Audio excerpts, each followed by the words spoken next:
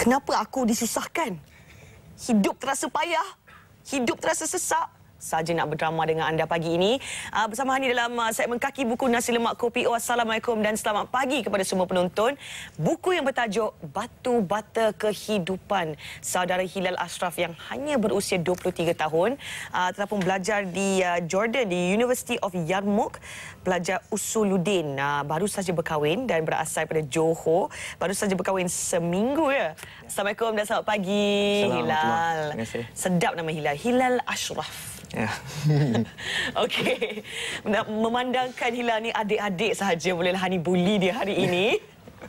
Dan mungkin Hilal boleh terus menceritakan ada beberapa subjek yang menarik dan mungkin kalau kita pandang secara kasar, subjek ini nampak macam heavy. Sebenarnya apa yang ingin diperkatakan oleh Hilal dalam buku ini? Ya, sebenarnya buku Batu Bata Kehidupan ini tujuan dia saya nak menceritakan pasal hidup lah. Manusia hari ini dia macam kehilangan tujuan hidup. Dia tidak tahu. Dia lahir dalam suasana yang nak dia jadi doktor, nak dia jadi someone. Tapi kadang-kadang suasana tidak membina dia. Dan dia tak tahu apa dekat mana dia perlu berpijak. Kan? Jadi untuk saudara Hilal, Hilal lagi muda pada Hani. Ya. Macam mana Hilal membuat perspektif tersebut daripada orang sekeliling ke ataupun daripada kisah-kisah ibu bapa macam mana? Saya satu sikap saya suka memerhati dan lepas tu saya macam selalu bersembang dengan orang-orang yang lebih tua lah. Saya suka bercampur dengan orang lebih tua. Jadi Hilal dalam usia sebenarnya 23 tahun tapi pandangan Hilal rasa Hilal berapa tahun? Sebenarnya orang muda ni kalau lepak dengan orang tua kan, mereka berfikiran lebih matang daripada mereka yang berusia yang sama. Jadi Hilal rasa sebenarnya dalam diri Hilal ni old soul ke berapa tahun Hilal? Bukan untuk saya kot yang menilai dia kan. Mungkin orang yang lebih dah selalu bergaul dengan saya, mereka lebih layak menilai saya lah. Okey, Hani akan buka beberapa subjek di sini ya. Kalau anda ingin tahu, Hilal sebenarnya menulis semua artikel ini dalam website beliau. Tetapi ianya semua digabungkan dalam satu buku. Dan website tersebut adalah langitilahi.com dan tajuk website ini adalah Mari Menjadi Hamba. Jadi anda bolehlah ke website ini kalau ada kesempatan. Dan okey, Hani nak baca tentang subjek ni. Muka surat 74. Mengapa aku disusahkan? Apakah yang ingin disampaikan Hilal dalam chapter ni lah? Macam mana? Dia sebenarnya semua orang melalui kepayahan. Hidup ni ada ujian kan? Jadi kadang-kadang orang sentiasa bertanya, kenapa Tuhan jadikan aku macam ni? Kenapa Tuhan bagi aku macam ni? Jadi artikel ni adalah untuk kita rasa sebenarnya semua tu ada kebaikan. Kenapa aku disusahkan? Tuhan nak jadikan aku lebih kuat. Kan? Kenapa aku disusahkan? Tuhan nak aku lebih belajar. Kadang-kadang kita putus cinta kan? Tuhan nak bagi yang lebih baik. Untuk Hilal sendiri, Hilal pernah tak melalui kehidupan yang sukar sekali? Saya selalu cakap dalam Facebook saya, kalau orang tahu kesusahan saya, mungkin mereka akan diam. Mungkin saudara Hilal boleh mendiamkan Hani sekarang dengan menceritakan saya pernah kisah itu.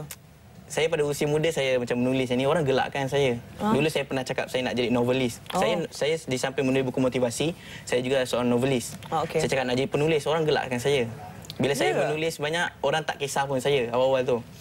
Saya pernah nak lamar isteri saya hari ni, saya kena reject dengan dia. Alamak, sianya. Isteri, Assalamualaikum.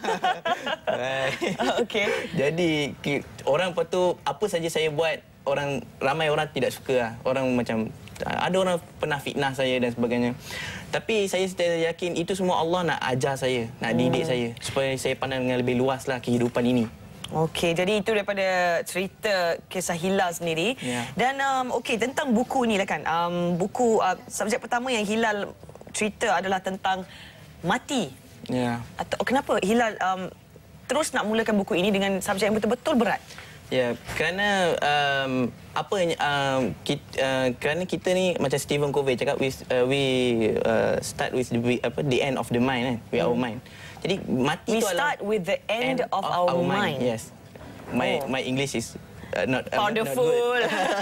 Okay, so bila kita tahu kita nak mati, maka kita baru nampak harga hidup. Tapi kalau kita tak nampak mati itu ending dia, kita rasa hidup ni kita boleh buat apa saja. Maka kita akan isi dengan banyak benda yang sia-sia lah.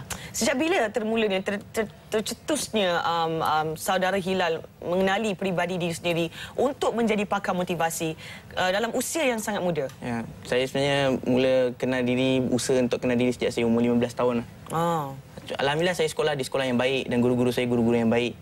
Saya sekolah di Matri, Perlis. Jadi mereka banyak mendidik saya lah, guru-guru saya pasal kehidupan lah. Ada sebab kenapa Hani ingin bertanyakan dengan saudara Hilal, kisah peribadi Hilal? Kerana mungkin ramai di luar sana yang mungkin tertanya-tanya, Hilal ni usia muda dan menulis tentang subjek-subjek yang penting dan berat dan keagamaan. Mungkin mereka tidak boleh mempercayai Hilal straight away lah. Jadi jangan terasa ya.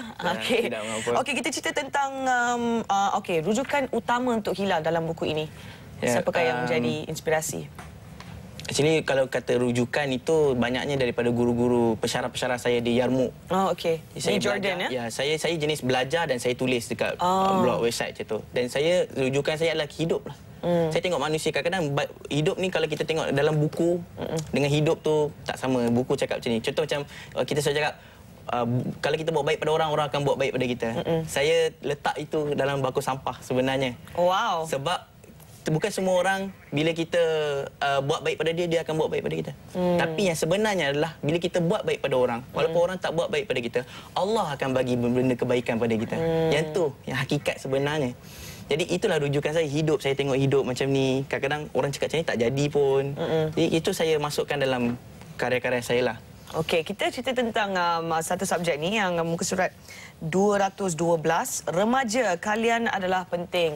Dan Hilal sendiri dan siapa yang telah pun berusia 21 ke atas semua sudah melalui usia remaja tersebut. Dan remaja memang selalu terpengaruh dengan kawan-kawan, terpengaruh dengan mungkin sifat-sifat buruk yang mereka tidak nampak. Tapi bila dah meningkat dewasa, mereka nampak, ya Allah, aku masa remaja nakal betul lah, tak boleh nak dengar cakap mak bapak.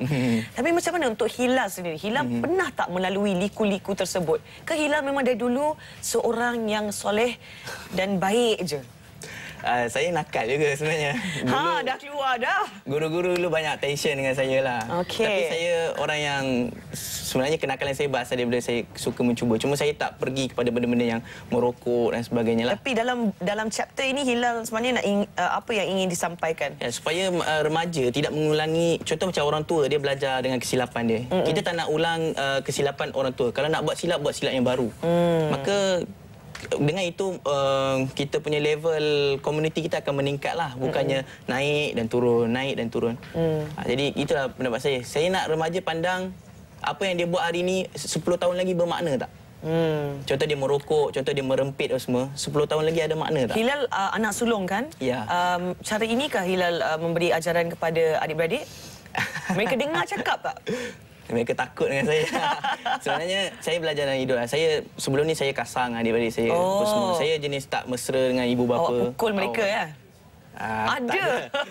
Pukul gaduh dengan adik nombor 2 adalah gaduh-gaduh gitu. Tapi ya saya belajar dalam hidup lah. Dan Hani sentuhlah ada satu subjek juga yang mengatakan tentang teguran. Dan teguran ini mempunyai 3 jenis kumpulan. Macam mana boleh terangkan dengan lebih lanjut tak? Muka surat 274. Wow, Hani dah hafal dah chapter-chapter ni. Okey, apabila satu teguran dikeluarkan akan ada 3 jenis kumpulan. Pertama, kumpulan yang akan menerima teguran itu. Kedua, kumpulan yang tak kisah langsung. Dan ketiga, kumpulan yang akan membaling teguran itu ke arah lain dan menyalahkan si penegur. Kadang-kadang manusia sombong, bodoh sombong kan. Macam mana, apa yang ingin diceritakan? Ya, sebab nasihat adalah satu perkara yang penting lah. Cuma kita perlu sedar kita berada di kumpulan yang mana ketika menerima nasihat itulah. Ada orang dia terima nasihat, dia terus terima. Orang ni kita tak payah sembang banyak lah, memang bagus. Ada orang tak terima langsung. Yang ni dia kena muhasabah balik lah. Kenapa setiap kali orang nasihat dia tak mau terima? Sebab apabila kita kadang-kadang tak nak dengar, tak terima, kita boleh tahan lagi. Tak nak dengar. Itu ada problem. Kita diri kita untuk at least dengar. Tak terima, you kena ada hujah ataupun prinsip yang kuat lah. Tapi apa pendapat Hilal tentang, sorry Hani mencelah kejap ya. Apabila kononnya ibu bapa yang ingin menegur anak-anak, mungkin sebab cara yang ditegur itu datang daripada ibu bapa sendiri, mungkin ianya sebagai lemparan yang terlampau kuat. Tapi apabila ia datang daripada kawan-kawan atau mereka yang mungkin lebih kurang sebaya, teguran itu tidak seperti lemparan, teguran itu seperti ingin menolong. Pendapat Hilal sendiri, ikut kisah Hilal sendiri macam mana?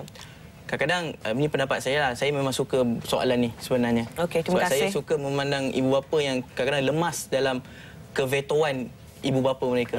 So mereka rasa mereka ibu bapa, mereka boleh buat apa saja pada anak mereka.